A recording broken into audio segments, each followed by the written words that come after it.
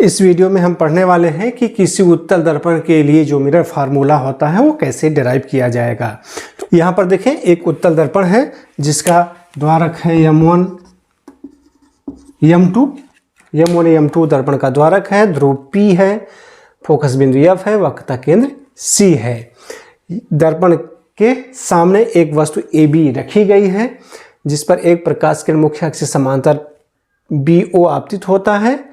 परावर्तन के पश्चात इस मार्ग से होकर जाता है, लेकिन किरण आरेख खींचने के नियमानुसार ये कहाँ से होकर जाएगा, ऐसा लगेगा कि ये फोकस बिंदु से होकर जा रहा है। और दूसरा आपतित किरण हमने वक्रता केंद्र से होकर आपतित लिया है। चूँकि ये उत्तल दर्पण है तो इस दर्पण के पीछे प्रकाश की किरण नहीं जाएगी। दर्पण के पीछे की जितनी क्रियाएं हैं वो आभासी रूप से हो रही हैं, इसलिए हमने इधर की क्रियाओं को डॉटेड लाइन से शो किया है। तो ए बी का जो प्रतिबिंब बनता है ए डैश बी डैश बनता है, दर्पण के पीछे बनता है, आभासी बन रहा है क्योंकि आभासी रूप से दोनों प्रकाश किरणें यहाँ पर काट रही हैं। तो जो प्रतिबिंब ए डैश बी डैश है वो आभासी है, दर्पण के पीछे वस्तु के सापेक्ष सीधा है और छोटा बन रहा है। एक काम और हमने किया है, क्या किया है, आपतन बिंदु O से मुख्य अक्ष पर ON लंब खींच लिया है। तो इस डेरिवेशन के पहले समरूप त्रिभुज की प्रॉपर्टी को हम रिकॉल कर लेते हैं। उसकी प्रॉपर्टी क्या होती है, यदि दो त्रिभुज हैं ये दोनों समरूप तभी कहे जाएंगे जब इनकी कोई दो एंगल आपस में इक्वल हो। सपोज ये एंगल 90 डिग्री है, ये एंगल भी 90 डिग्री हो गई, एक एंगल इक्वल हो गया। अगर ये एंगल इस एंगल के बराबर है तो यहाँ पर देखिए दो एंगल आपस में इक्वल हो गए, तो ये दोनों ट्रायंगल एक दूसरे के समरूप कहे जाएंगे। ऐसी स्थिति में इनकी जो ऊंचाइयों का अनुपात होता है, सपोज ये H1 है और ये H2 है, तो इनकी ऊंचाइयों का अनुपात H1/H2 ये बराबर होता है किसके, इनकी संगत भुजाओं के अनुपात के बराबर होता है, यानी कि L1/L2। यहाँ पर हमेशा याद रखेंगे कि इनकी ऊंचाइयों का जो अनुपात होता है वो इनकी संगत भुजाओं के अनुपात के बराबर होता है। यही प्रॉपर्टी इस उत्तल दर्पण के मिरर फार्मूले में अप्लाई की जाएगी। तो आइए शुरू करते हैं। यहाँ पर देखें, हमें दो सिमिलर ट्रायंगल मिल रहे हैं, एक ABC यानी कि ABC, जिसको हम यहाँ पर ड्रा कर ले रहे हैं समझने की सुविधा के लिए, ABC, और दूसरी ट्रायंगल आपको मिल रहा है A'/B'/C। ये ट्रायंगल आपको मिल रहा है जो यहाँ है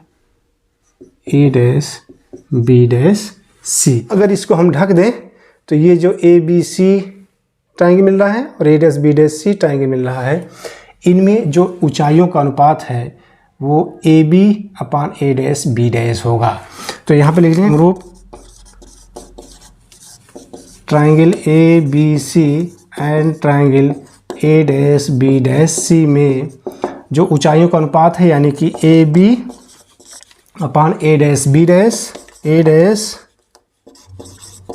इक्वल टू इनकी संगत भुजा, इसको ढक दें तो ये AC/A'/C।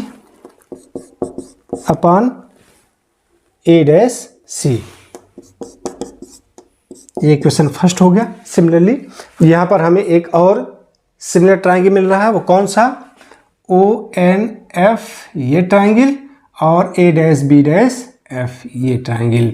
तो दोनों का फिगर यहाँ बना लेते हैं, ONF और ट्रायंगल A'/B'/F, A'/B'/F। यहाँ पर अप्लाई करें, नोट करें, समरूप त्रिभुज ONF एंड ट्रायंगल A'/B'/F में, इसमें देखें इनकी जो ऊंचाइयों का अनुपात है NO और A'/B', इनका जो रेशियो बनेगा NO/A'/B' इक्वल टू इनकी जो संगत भुजाएं हैं एफ एन और एफ ए डैश इनका रेशियो इसके इक्वल होगा। यहाँ पर एक चीज़ गौर करें, चूंकि ये जो आपतित किरण है ये मुख्य अक्ष के समांतर आपतित हो रहा है, इसलिए ए बी इक्वल टू हम एन ओ लिख सकते हैं। यानी कि एन ओ इक्वल टू क्या है, ए बी। तो एन ओ की जगह पर ए बी लिख दें तो ये इक्वेशन हमारा क्या बन जाएगा, A B upon A dash B dash equal to F N upon F A dash. एक चीज़ और गौर करें, चूंकि दर्पण का द्वारक बहुत छोटा है, छोटा होने की वजह से ये बिंदु O इस ध्रुव P के काफ़ी करीब होगा। मान लीजिए यहाँ कहीं है, तो यहाँ से अगर इस मुख्य अक्ष पर लंब ड्रा करेंगे तो ये लगभग ध्रुव P पर आएगा। तो इसलिए हम N की जगह पर P लिख सकते हैं। तो यहाँ पर नोट करें, चूँकि दर्पण का द्वारक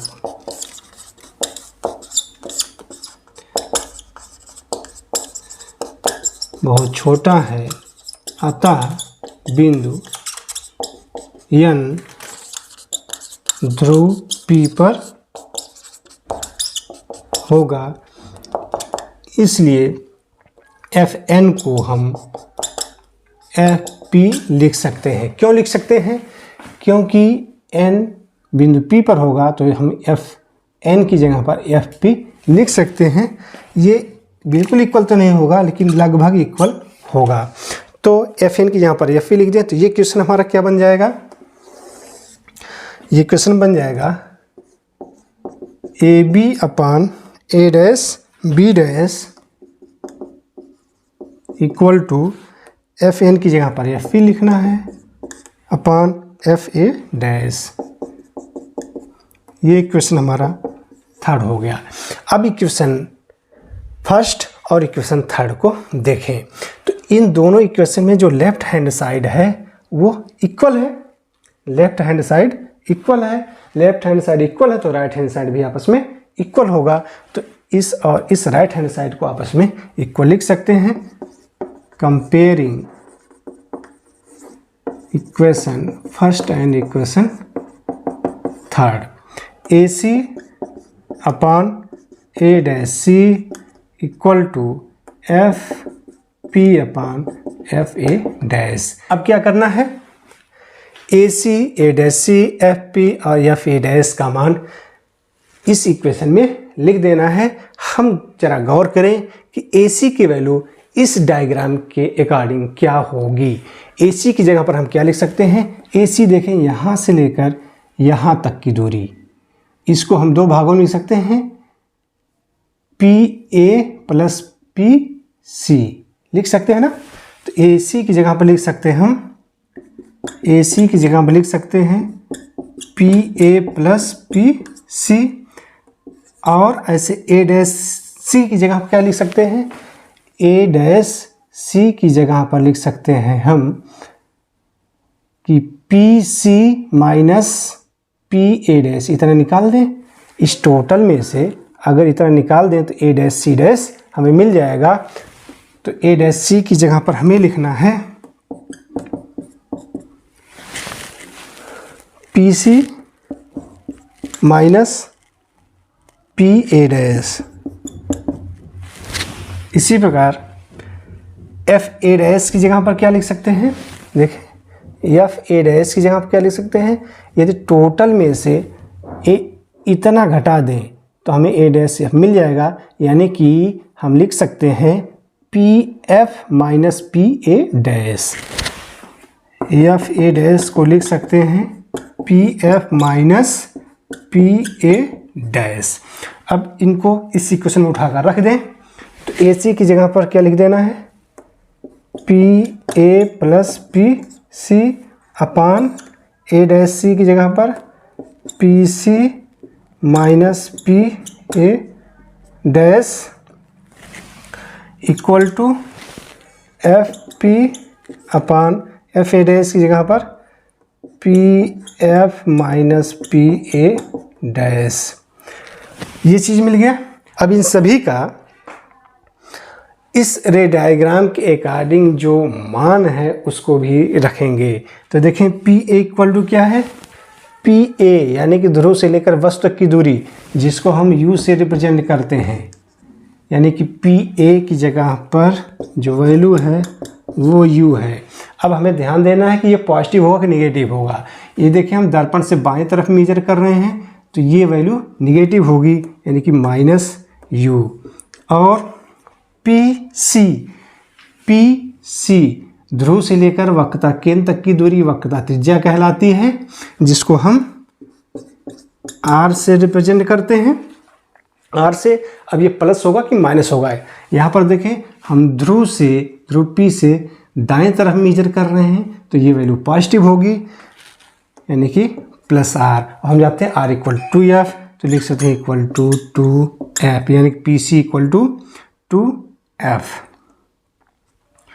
पी ए डैश की वैल्यू क्या होगी, यहाँ पर देखें ए डैश बी डैश क्या है, प्रतिबिंब है, ए डैश बी डैश प्रतिबिंब है। तो पी ए डैश क्या होगा, यानी कि ध्रुव से लेकर प्रतिबिंब तक की दूरी को हम वी से रिप्रेजेंट करते हैं, ये वी होगा। अब इसकी साइन पर गौर करें, क्योंकि ये ध्रुव पी से दाईं तरफ मेजर की जा रही है तो ये प्लस साइन के साथ होगा।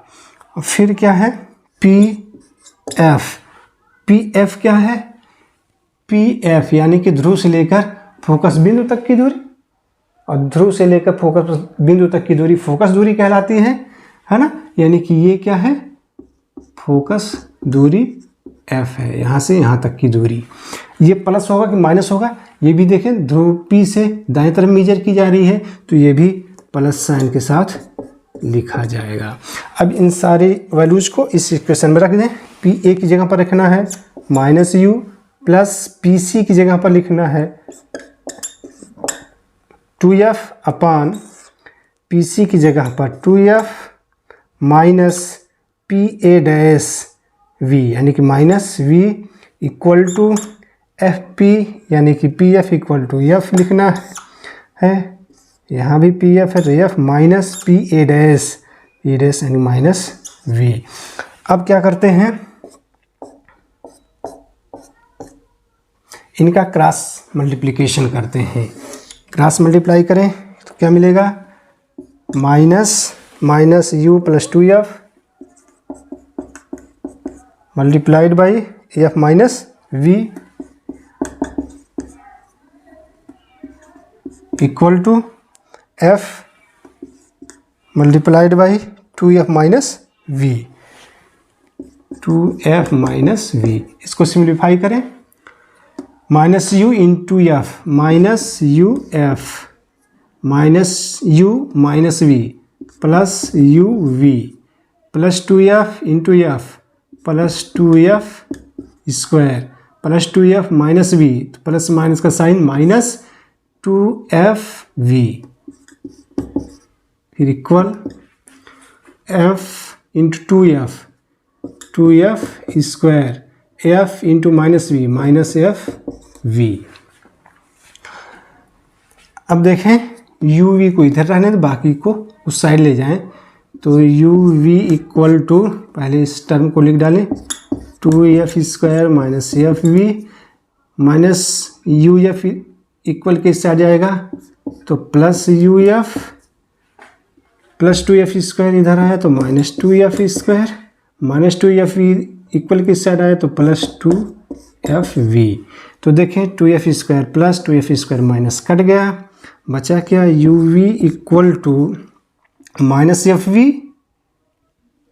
और प्लस 2f वी, ये टर्म है और एक टर्म है यू एफ, तो U F minus F V plus 2f V, क्या बचेगा एफ वी। अब क्या करें, इस पूरे इक्वेशन को यू वी एफ से डिवाइड कर दें, तो लिखें दोनों पक्षों में यू वी एफ से भाग करने पर,